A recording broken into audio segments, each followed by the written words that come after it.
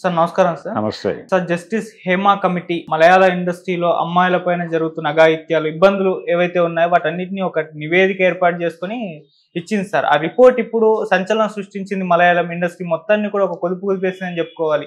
Even Mohan Lal గారు కూడా అమ్మ కమిటీకి ఆయన రిజైన్ చేసేసారు. అయితే ఇప్పుడు దీనిపైన సమంత గారు రియాక్ట్ అయ్యారు సార్.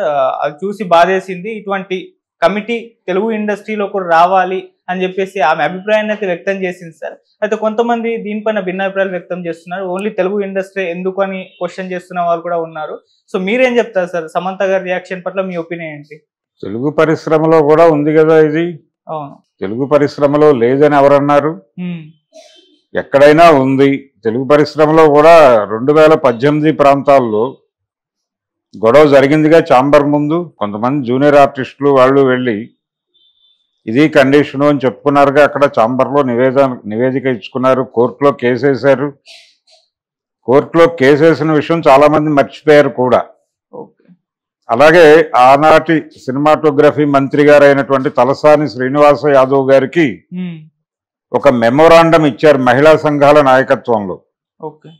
దాని మీద ఫిలిం ఛాంబర్ నుంచి ఒక కమిటీ వేసి, అప్పుడు ఎఫ్డిసి చైర్మన్ గా రామ్మోహన్ రావు గారు ఉండేవారు అనుకుంటున్నాను, ఆయన నేతృత్వంలో ఒక కమిటీ వేసి దాని మీద ఏదో నివేదిక తయారు చేసి ఇవ్వాలి, దాన్ని కోర్టుకు పంపించాలి, అలా చర్యలు తీసుకోవాలి, ఇలా చాలా నడిచినాయి ఆ రోజుల్లో. ఆ తర్వాత మళ్ళీ ప్రపంచం అంతా మర్చిపోయింది. ఇప్పుడు హేమా కమిటీ నివేదిక మలయాళ ఇండస్ట్రీలో కొంచెం సెన్సేషన్ అయిన తర్వాత ఇవన్నీ గుర్తొస్తున్నాయి ఒక్కొక్కళ్ళకి నెమ్మదిగా. ఇలాంటిది ఎక్కడో విన్నామే అని. ఇక్కడే విన్నారు, హైదరాబాద్లోనే గొడవ జరిగింది అప్పుడు ఛాంబర్ దగ్గర. కొండవీటి సత్యవతి గారు వీళ్ళందరూ వెళ్ళి గొడవ చేశారు అప్పుడు ఛాంబర్ దగ్గర. అవన్నీ మర్చిపోతే ఎలాగా ప్రపంచం? 2018లో జరిగింది ఇన్సిడెంట్. 2018 అంటే ఇప్పటికి 6 ఏళ్ల క్రితం, 6 సంవత్సరాలు క్లియర్గా. అంతకు ముందు 6 నెలల నుంచి గొడవ జరుగుతోంది. అంటే దాదాపు 7 ఏళ్ల క్రితం జరిగినటువంటి సంఘటనలు ఇవన్నీ. శ్రీరెడ్డి ఎపిసోడ్ కూడా అప్పుడే జరిగింది. ఆవిడ న్యూడ్గా వెళ్ళి ఛాంబర్ ముందు నగ్న ప్రదర్శన చేస్తారని భయపెట్టి పోలీసులను మోహరించి, ఆ గొడవ కూడా ఈ సందర్భంలోనే జరిగింది. అయితే ఆవిడ ఒక ఫ్యామిలీని టార్గెట్ చేసింది. ఆ టైంలో రామానాయుడు గారి కుటుంబాన్ని టార్గెట్ చేయటంతో, అంటే టోటల్ ఇండస్ట్రీలో జరుగుతున్నటువంటి వ్యవహారాలు, అంటే అది పర్సనల్ లెవెల్లో చేసినటువంటి అటాక్. అది కాకుండా చాలామంది వచ్చి ఆ రోజున ఛాంబర్ ముందు గొడవ చేశారు కదా.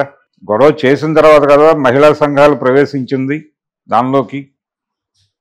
కాకర్ల సజయ్ గారు, తర్వాత సంధ్య గారు, వీళ్ళందరూ ఆ రోజున అక్కడ ఉండి వాళ్ళు కదా కోర్టుకు నడిపించింది ఈ వ్యవహారాన్ని.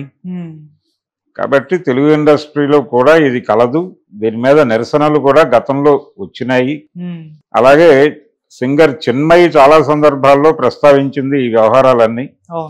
తమిళ ఇండస్ట్రీలో ఎలా ఉంది, తెలుగు ఇండస్ట్రీలో ఎలా ఉంది, గాయక ప్రపంచంలోనూ డబ్బింగ్ ఏరియాలోనూ ప్రతి చోట అసలు ఇది లేని ప్రాంతము లేదు.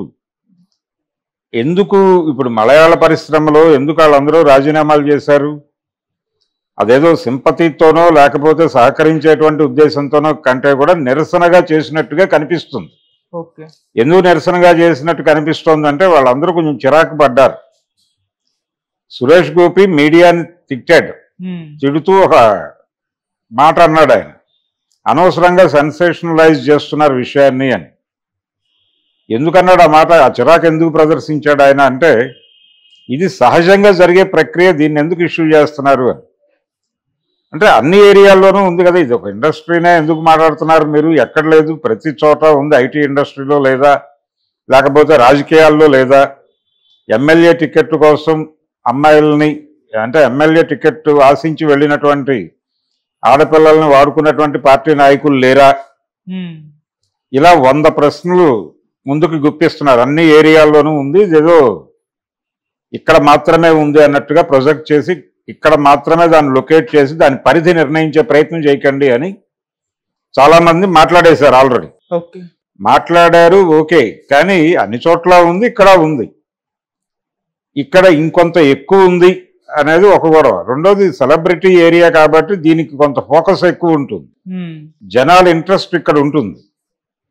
జనాలకు ఇంట్రెస్టింగ్ టాపిక్ కాబట్టి ఎక్కువ సాలబిలిటీ ఉంటుంది. అందుకని కూడా మీడియా కొంచెం ఈ ఏరియా మీద ఎక్కువ దృష్టి పెట్టచ్చు. కానీ మిగిలిన ప్రాంతాల్లో కూడా ఉంది, ప్రతి చోట ఉంది. ఈ లైంగిక వేధింపులు అనేవి ప్రతి చోట ఉన్నాయి. అలాగే సమంత గారు రియాక్ట్ అవుతూ అలాంటి కమిటీ ఇక్కడ కూడా వేయాలి అని మాట్లాడటం, ఆల్రెడీ వేశారు. వేసిన కమిటీ నివేదిక ఏమిటి అనేది తెలియదు ఈ రోజు వరకు. సో ఆవిడ ఎలాగో ఆ మాట అనేశారు కాబట్టి కొంచెం పూనుకుని ఆనాటి మంత్రి గారు అయినటువంటి తలసాని శ్రీనివాస యాదవ్ గారిని కలిసి పర్సనల్గా ఆవిడ ఒక నలుగురిని మొబిలైజ్ చేసి, చిన్మయి ఇలాంటి వాళ్ళని కలిసి వీళ్ళే ఒక కమిటీగా ఏర్పడి వెళ్ళి ఆనాటి రామ్మోహన్ గారిని ఆయనతో పాటు తలసానిని కలిసి, అయ్యా ఆ రోజున నివేదిక కమిటీ అనేదో చాలా మాటలు దొర్లాయి, అవి ఏమైపోయినాయి, వాటిని ఏం చేశారు అని చెప్పి ఒక్కసారి పరిశీలి చేయగలిగితే కమిటీ వేసినంత గొప్ప. అలాగే ఎవరు చేయట్లా, ఎవరు కదలట్లా. చాలా మంది మాట్లాడుతున్నారు కానీ ఎవరు కదలట్లేదు. ఆవిడ లీడ్ తీసుకుని అప్పుడు అభ్యంతరాలు వ్యక్తం చేసినటువంటి ప్రజా సంఘాల నాయకులు ఉన్నారు ఇప్పటికి. వాళ్ళని అలాగే కలిసి వచ్చేటువంటి ఇతర నటీమణుల్ని కలుపుకుని ఆవిడే ప్రోగ్రామ్ డిజైన్ చేసి, ఆ రోజున కమిటీలు వేసుంటే ఆ నివేదికలు ఏమైపోయినాయి, కోర్టుకు పంపించారా లేదా, ఏ స్థాయిలో ఉన్నాయి అనేది ఆవిడ పరిశీలి చేయవచ్చు. అది చేయకుండా ఏదో చిన్న ఆవేదన వ్యక్తం చేస్తే ఇది కుదరదు. ఇది ఆవేదన వ్యక్తం చేసే సందర్భం కూడా కాదు. కొంచెం పూనుకునే యాక్టివిటీలోకి రాగలిగితే ఆవిడ చాలా మేలు చేసింది అవుతుంది ఇండస్ట్రీకి, తెలుగు పరిశ్రమలో ఉంది అని ఆవిడ కూడా ఫీల్ అవుతోంది. అవటం వరకు పరిమితం అయిపోతే కుదరదు. కొంచెం ఒక అడుగు ముందుకేసి ఆవిడ కావచ్చు, చిన్మయ్య గారు కావచ్చు, అంటే ఆల్రెడీ కొంత బోల్డ్గా మాట్లాడేటువంటి నేచర్ ఉంది కాబట్టి కొంచెం పూనుకుని ఒక అడుగు ముందుకేసి గనక కదిలితే డెఫినెట్ గా ప్రయోజనం ఉంటుంది. సార్, అంటే ఒక తెలుగు ఇండస్ట్రీ పైనే సమంత గారు ఎందుకు ట్వీట్ చేస్తారు ఈ విధంగా? మొత్తం అన్ని ఇండస్ట్రీలో కూడా పెట్టాలి, ఏర్పాటు చేయాలని డిమాండ్ చేయొచ్చు కదా, అన్ని భాషల్లో తను చేస్తుంది, యాక్ట్ చేస్తుంది అని కూడా ఒక రకంగా విమర్శ అయితే వస్తుంది సార్. ఏమీ లేదు, అదే చెప్పేది, జనరలైజ్ చేసే ప్రయత్నం చేస్తున్నారు. ఎవరైనా స్పెసిఫిక్ గా మాట్లాడితే జనరలైజ్ చేసి మాట్లాడకుండా ఎందుకు ఇక్కడ టార్గెట్ చేస్తున్నారు? ఆల్రెడీ కేరళలో అగ్గి మొదలైంది కదా, దాని ఎక్స్టెన్షన్ లో ఆవిడ ఇక్కడ మాట్లాడింది. మీరేం చేశారో చెప్పుకోండి. అది కాకుండా ఇక్కడే ఎందుకు మాట్లాడుతున్నావు అని మళ్ళీ ఆవిడ మీద దాడి చేస్తే అది కరెక్ట్ ఆర్గ్యుమెంట్ కాదు. మాట్లాడే స్వేచ్ఛ ఉంది ఆవిడికి, అడ్మిట్ చేయండి, మాట్లాడనివ్వండి. ఎవరు మాట్లాడినా మాట్లాడనివ్వండి, ముందు దాడి చేయకండి. మాట్లాడిన దానిలో ఏ మేరకు వాస్తవం ఉంది అనేది చెప్పుకోండి. మీ కళ్ళ ముందు కమిటీ నివేదికలు దాచిపెట్టినటువంటి సంఘటనలు ఉన్నాయి కదా.